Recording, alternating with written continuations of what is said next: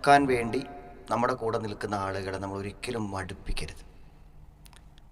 അള്ളാഹു ഓരോരുത്തർക്കും സംരക്ഷിക്കപ്പെടാനുള്ള ചില സംഗതികൾ വെച്ചിട്ടുണ്ട്. നമ്മൾ മാതാപിതാക്കളെ നോക്കണം എന്ന് അള്ളാഹു നമ്മളോട് വളരെ ശക്തമായി വസൈനൽ ഇൻസാന ബിവാലിദൈഹി ശക്തമായി നമ്മളോട് അള്ളാഹു ഉപദേശിച്ചിട്ടുണ്ട്.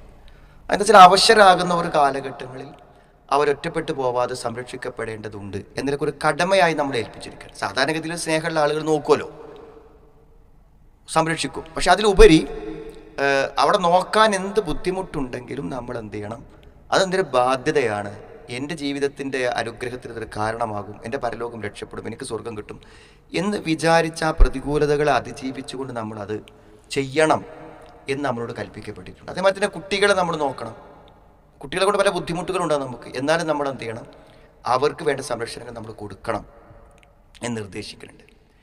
അതുകൊണ്ട് തന്നെ അത് ഇവിടെ നിലനിൽക്കുന്നൊരു സംവിധാനമായതുകൊണ്ട് നമ്മൾ മനസ്സിലാക്കേണ്ടത് ഈ നോക്കുന്നവർക്ക് ഭയങ്കരമായൊരു ബുദ്ധിമുട്ടുകളുണ്ട്. അത് യഥാർത്ഥത്തിൽ ഈ സംരക്ഷിക്കപ്പെടുന്ന മാതാപിതാക്കളും പ്രായമായവരും അല്ലാത്തവരും ഒക്കെ മനസ്സിലാക്കണം. അതിപ്പോൾ ഒരു അംഗവൈകല്യമുള്ള ആളെ നമ്മൾ നോക്കുകയാണെങ്കിലും ഒക്കെ അങ്ങനെ തന്നെയാണ്. അതായത് നമ്മൾ മറ്റൊരു വ്യക്തിൻ്റെ കാര്യം നമ്മൾ ഏറ്റെടുത്ത് ചെയ്യുക എന്ന് പറഞ്ഞാൽ രണ്ടാളുടെ പണി നമ്മൾ ചെയ്യേണ്ടി വരും. അതേത് വ്യക്തിക്കും അത് ബാധകമാണ്. അതായത് നമ്മളെപ്പോൾ ബാത്റൂം പോകും എന്ന് നമ്മൾ ആലോചിക്കണില്ല, അതേപോലെ അയാളെപ്പോഴും ബാത്റൂം പോകും നമ്മൾ ആലോചിക്കണം. നമ്മൾക്ക് ഭക്ഷണം വേണം, നമുക്ക് ആഗ്രഹമുള്ള ഭക്ഷണം നമ്മൾ ഉണ്ടാക്കണ പോലെ അയാൾക്ക് ആഗ്രഹമുള്ള ഭക്ഷണം ഉണ്ടാക്കണം. മനസ്സിലായി? എല്ലാ കാര്യങ്ങളിലും നമ്മൾ എന്ത് ചെയ്യണം, ഒരു എക്സ്ട്രാ ജോലി ചെയ്തെങ്കിലേ പറ്റുള്ളൂ. സാധാരണ നമ്മൾ വീട്ടിലൊരു 5-6 അംഗങ്ങളുണ്ടെങ്കിൽ നമ്മളൊരു ഭക്ഷണം ഉണ്ടാക്കുന്നു, അവരെല്ലാവരും കഴിക്കുന്നു. പക്ഷേ നമ്മൾ സംരക്ഷിക്കപ്പെടേണ്ട ഒരാളുണ്ടെങ്കിൽ, വാപ്പയോ ഉമ്മയോ അങ്ങനത്തെ ആരെങ്കിലുമൊക്കെ ഉണ്ടെങ്കിൽ നമ്മൾ അവർക്കൊരു എക്സ്ട്രാ കെയർ കൊടുക്കേണ്ടി വരികയാണ്. നമ്മൾ വീട്ടിലുണ്ടാക്കുന്ന ഭക്ഷണം പോരാ അവർക്ക്, നമ്മൾ കൊടുക്കുന്ന പരിഗണന പോരാ. അവർക്ക് കുളിക്കാൻ ചൂടുവെള്ളം വേണം, അവർക്ക് പിന്നെ എരിവില്ലാത്ത ഭക്ഷണം വേണം, അല്ലെങ്കിൽ അവർക്ക് പച്ചക്കറി വേണം. അതായത് നമ്മൾ വീട്ടിൽ ഉണ്ടാക്കുന്ന എല്ലാ കാര്യങ്ങളിൽ നിന്നും വ്യത്യസ്തമായി അവർക്ക് വേണ്ടി നമ്മൾ മെനക്കെടേണ്ടി വരുന്നു, അവർക്ക് വേണ്ടി പ്രത്യേകം നമ്മൾ ചിലവഴിക്കേണ്ടി വരുന്നു, അവർക്ക് വേണ്ടി പ്രത്യേകം സമയം കണ്ടെത്തേണ്ടി വരുന്നു. അപ്പോൾ ഇങ്ങനെ നമ്മളെ നോക്കാൻ വേണ്ടി ബുദ്ധിമുട്ടുന്ന ആളുകളെ നമ്മൾ കഷ്ടപ്പെടുത്താൻ പാടില്ല. ഇതിലേറ്റവും വലിയ സങ്കടം എപ്പോഴാണെന്ന് വെച്ചാൽ, നമ്മുടെ കൂടെ രാപ്പകൽ ഉണ്ടായി നമ്മളെ സംരക്ഷിച്ച് നമ്മുടെ ഇഷ്ടാനിഷ്ടങ്ങൾ അറിഞ്ഞ് നമ്മുടെ കൂടെ നിൽക്കുന്ന ആളുകളുടെ കുറ്റം, അവർ നമ്മളെ നോക്കുന്നതിലുള്ള അപാകത നമ്മൾ മറ്റുള്ളവരോട് പറയും. ആരോട്?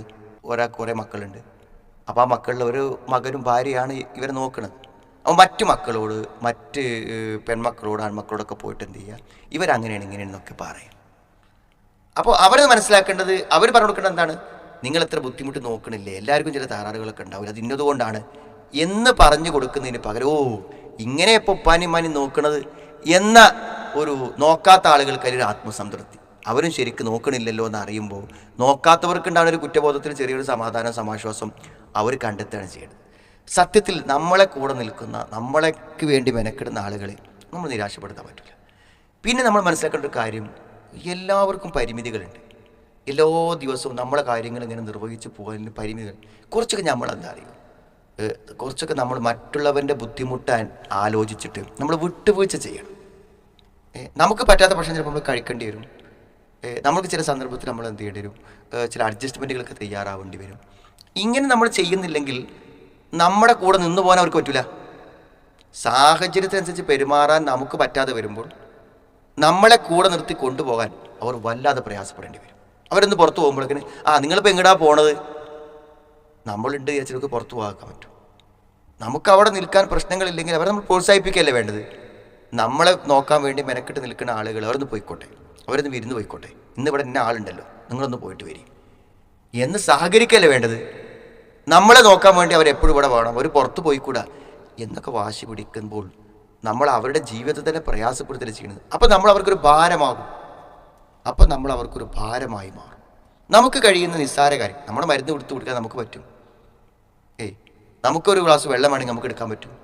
എല്ലാ കാര്യത്തിനും നോക്കാൻ ആളുണ്ട് വിചാരിച്ചിട്ട് അവരെ ഒരു വേലക്കാരെ പോലെ കണ്ട്, അവരെ നമ്മൾ കൂലിക്ക് ഏർപ്പെടുത്തിയ ആൾക്കാരെ പോലെ കണ്ട് എല്ലാ സമയത്തും അവരെ വിളിച്ച് ബുദ്ധിമുട്ടിച്ച് പ്രയാസപ്പെടുത്തുന്ന ഒരു നിലപാട് എന്തായാലും നമ്മൾ സ്വീകരിക്കാൻ പാടില്ല.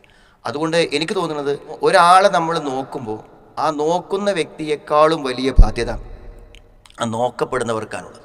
അവർ സാഹചര്യം മനസ്സിലാക്കി പെരുമാറിയില്ലെങ്കിൽ അവർ നോക്കിക്കൊണ്ടെടുക്കുക എന്നുള്ളത് മറ്റുള്ളവർക്ക് വളരെ വിഷമകരമായി തീരും. അതുകൊണ്ട് പരമാവധി സാഹചര്യങ്ങൾ മനസ്സിലാക്കി സഹകരിച്ച് മുന്നോട്ട് പോകാൻ ശ്രമിക്കുക. നോക്കുന്ന ആളുകളുമാരെ പരമാവധി സംതൃപ്തിപ്പെടുത്തി മുന്നോട്ട് കൊണ്ടുപോകാൻ ശ്രമിക്കുക. വലിയ പ്രതിഫലമുണ്ടെന്ന് ആഗ്രഹിച്ച് ക്ഷമിക്കാൻ ശ്രമിക്കുക.